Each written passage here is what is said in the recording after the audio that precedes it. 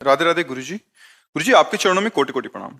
गुरुजी मैं सिख हूँ और बचपन से ही मेरे पूजा पाठ और गुरुद्वारे में अत्यंत रुचि रही थी। इसके बावजूद भी मेरे दिमाग में हमेशा मानसिक बल और विवेक की कमी रही है।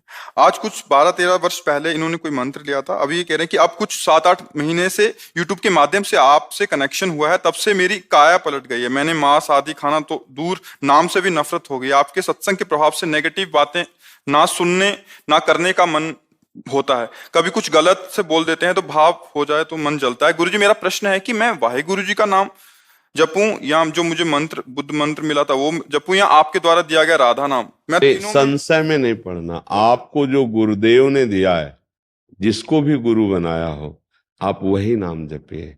अच्छा, जो वाहे गुरु है ये सबके लिए बंधनीय है, क्योंकि वाहे गुरु किसी व्यक्ति का नाम नहीं है। वाहे गुरु परमेश्वर का नाम है। जैसे हमारे सामने वाहे गुरु का खालसा, हम वैसे ही बोलते हैं वाहे गुरु, क्योंकि हम भी उसी के तो है ना। वाहे गुरु तो हमारे भी है ना भाई, वाहे गुरु तो हमारे भी है ना। अब जैसे बोला गया, जो बोले सो निहाल, सत्य श्री अकाल, बात तो एक ही ना। जो बोले सो निहाल, कोई भी बोले, वो सत्य है, वो वैभव संपन्न है, वो अकाल पुरुष है, परमात्मा है। तो ये किसी एक सीमा के अंतर्गत नहीं है। उसे अपना मान लिया कि भाई सिख बोलते हैं ये, वो बोलते हैं ये। गंभीरता से समझो। जैसे अपने लोग हैं ना, अपने को कोई बाधा नहीं। जैसे सामने आए बोले वाहेगुरु का खालसा, तो वो बोल नहीं पाएंगे, उनके पहले हम बोलेंगे वाहेगुरु की फतेह, वाहेगुरु का खालसा, वाहेगुरु, वही हमारे गुरु है। उन्हीं की तो फतेह से हम जी रहे हैं भाई। बोले गुरुदेव, अब ये गुरुदेव शब्द सब में लगेगा ना, तो वही तो हमारे हैं। अब गुरुदेव को कोई डिपार्टमेंट है क्या? गुरुदेव तो अखंड मंडलाकारम व्याप्तमेन चराचरम तत्पदम दर्शितमेन तस्मै श्री गुरुवे नमः। तो हमें लगता है वाहेगुरु कहना, इसमें कोई ऐसा थोड़ी कि हम गुरु के विरुद्ध जा रहे हैं। वाहेगुरु तो परम पावन परमेश्वर का ही नाम है, और जो गुरु जी ने दिया है उसको भी जपिएगा। और यहाँ का जो सत्संग सुनकर आपका बदलाव हुआ है तो धन्यवाद। आप संतों की वाणी मान रहे, इसलिए आपका बदलाव है, लेकिन जब आप वही कीजिएगा। अरे जी कह रहे थे बौद्ध मंत्र ले लिया था। 5 से 6 घंटे बौद्ध मंत्र किया है 12-13 साल। उसमें हमेशा कहा गया था कि अपने साथ साथ दूसरों के लिए प्रार्थना कीजिए। तो मुझे लगता है उसके फलस्वरूप मुझे आप मिले, आपसे राधा नाम मिला। पर अभी कंफ्यूजन बहुत है कि तीनों ही अच्छे लग रहे हैं करने, तो करूं क्या? जब एक अच्छा लगने लगे तब कंफ्यूजन मिट जाएगा। तो 3 में से प्रार्थना करो, तीनों से, कि आप 3 में एक रह जाओ। तो तीनों वही है, वो एक हो जाएंगे। कोई एक ऐसा आएगा कि जिसको आप अंदर से आएगा कि मैं इसे तो नहीं छोड़ सकती, मैं उसी को पकड़ लीजिए।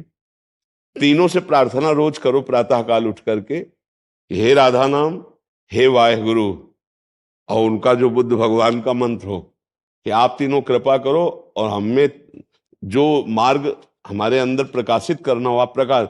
अगर चलने लगे जो वाहेगुरु वाहेगुरु वाहे राधा राधा राधा राधा, वह उसी में टिक जाओ कि वाहेगुरु आपको ये जपवाना चाहते, वाहेगुरु ऐसे चलाना चाहते, संशय खत्म हो जाएगा। गुरु जी, आपने हमेशा सत्संग में कहा प्रीति एक से होनी चाहिए। वो होती ही एक से। देखो 3 से है तो कंफ्यूजन हो गया ना। एक में कंफ्यूजन नहीं होगा, तो एक पकड़ लेना, प्रार्थना करो, एक मार्ग पकड़ लो, उसी में चलो, उसी में आनंद का अनुभव। हाँ, बस सबसे प्रार्थना जाते जाते कि शराब मत पियो, मांस मत खाओ, पराई माताओं बहनों की तरफ गंदी बात मत सोचो, राधा राधा जपो। गृहस्थी में ज्यादा पूजा की जरूरत नहीं है। तुम जो कार्य कर रहे हो वो भगवान की पूजा है, उसमें पापाचरण ना हो, अधर्म ना हो, ये बढ़िया जिंदगी हो जाएगी। हमारी बात मान लो। ये जो भगवान की प्राप्ति का मार्ग है, इसमें ज्यादा बुद्धि लड़ाने की जरूरत नहीं है। सहज सरल भाव से आप किसान हो, व्यापारी हो, ऑफिस जाते हो, नौकरी करते हो, वो सब भगवान की पूजा मान लो।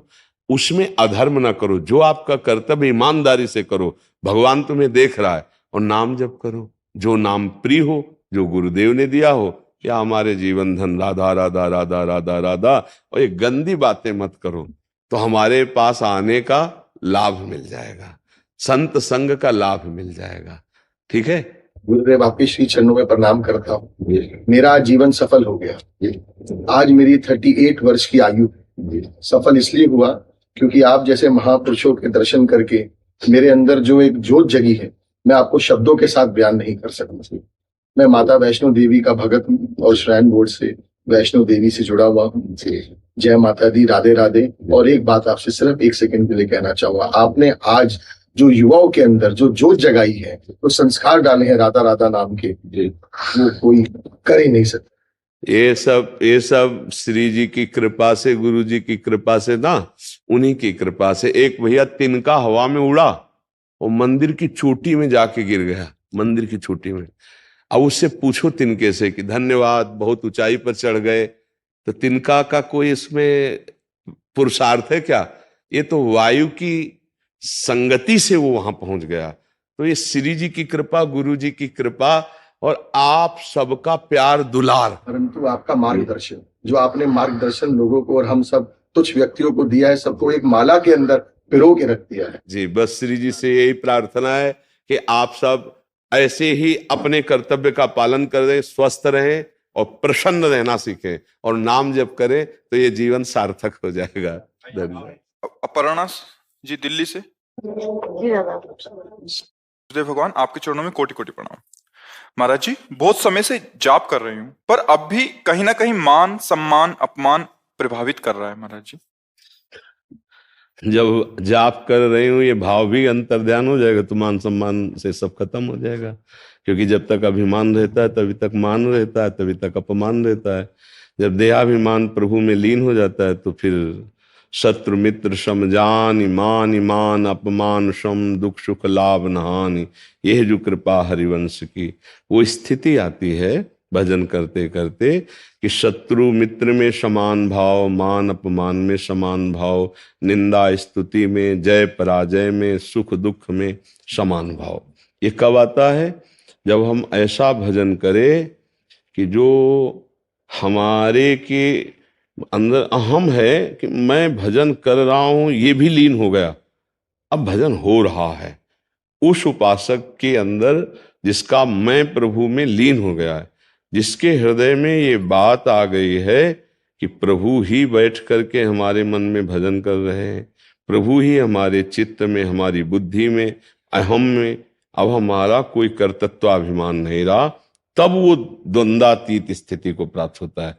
अभी आप द्वंद्वातीत स्थिति को थोड़ी हो कि कोई भी द्वंद्व आपको व्यापे ना भी, ऐसा भजन थोड़ी हो। किसका है? हाँ, ऐसा भजन थोड़ी हो रहा है। उसी भजन को बढ़ाते रहो। अभी निरंतर भजन नहीं होता, देखो ना।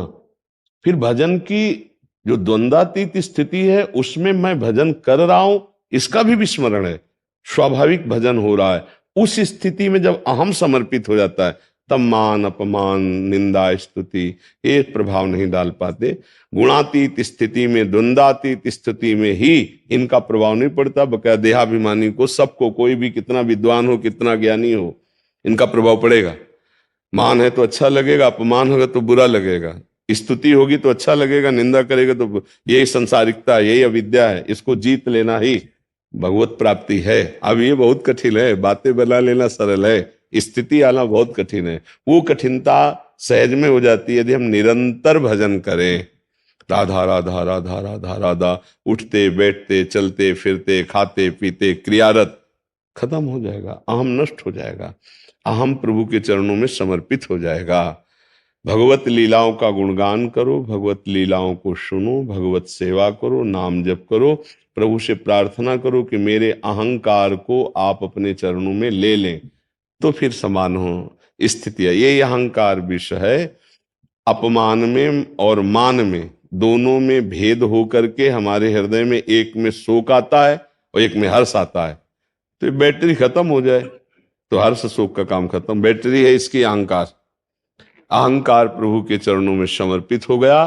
अब न मान का सुख है, ना अपमान का दुख है, ना लाभ का हर्ष है, ना हानि का शोक है। सुख दुख समय कृत्वा लाभा लाभो जया जय।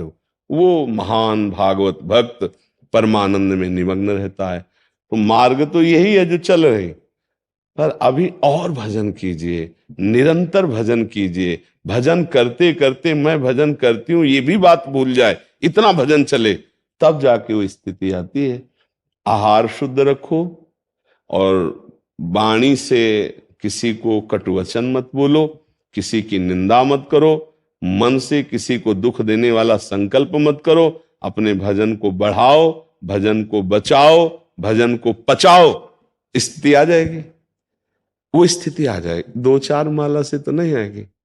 वो निरंतर भजन करने, अव्यावृत भजनात्, अखंड भजन से ये स्थिति आ गई, मतलब माया पर आपने विजय प्राप्त कर ली।